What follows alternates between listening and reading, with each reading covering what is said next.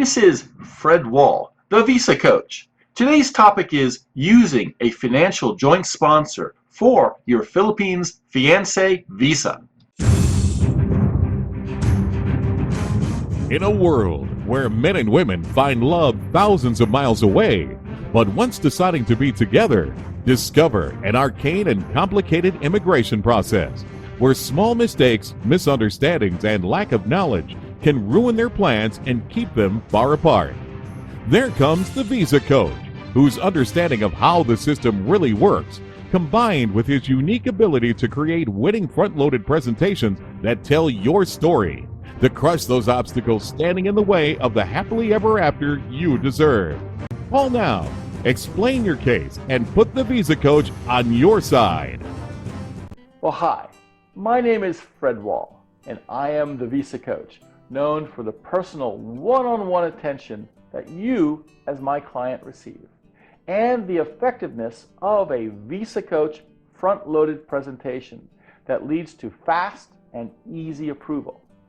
Today's topic is, well, can I use a financial joint sponsor for my Philippines Fiance Visa?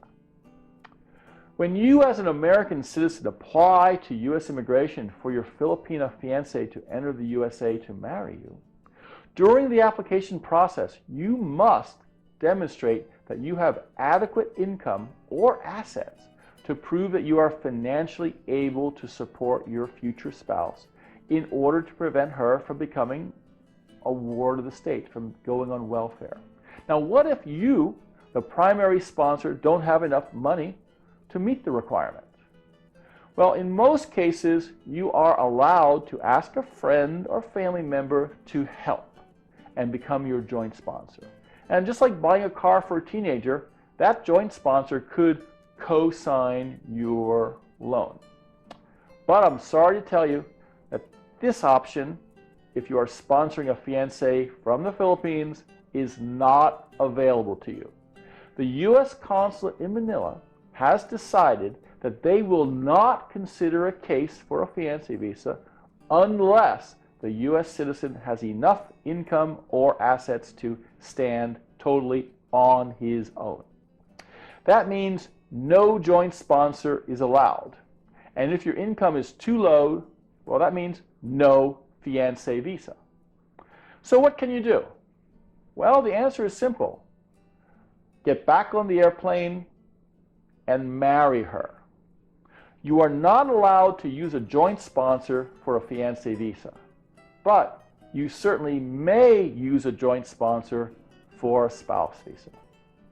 The joint sponsor should have an acceptable reason to want to help out, such as friendship or family ties with you. But joint sponsors who might have other agendas, like loan sharks, relatives of your fiancé, or future employers of your fiancé, are not good choices.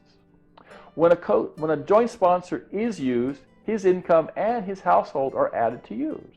For example, a college student petitioning for his spouse now, asks his father to joint sponsor. Both the college student and the father would each complete an affidavit of support. The student's household is just two persons, himself and his spouse. The father's household would be father, mother, and the two children still living at home. Thus, the combined household would be 6 persons, and the combined income of both sponsor and joint sponsor would also need to be added together. Now, the joint sponsor must provide proof of his income. Normally, this is his most recent federal tax return, 3 to 6 pay stubs showing year-to-date earnings, plus a letter from his employer confirming his job status and annual pay. He must also demonstrate that he's a U.S. citizen or lawful permanent resident. And to do this, he's going to show his birth certificate, his U.S. passport, or his green card.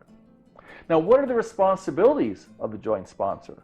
Well, just like you, the original sponsor, the primary sponsor, the joint sponsor will sign a contract called the Affidavit of Support. Basically, both of you are guaranteeing that if the beneficiary, that's your foreign-born spouse, ends up using federal assistance within the next 10 years that you and he agree to pay the bill. This is Fred Wall, the Visa Coach. I'm on your side. Call me.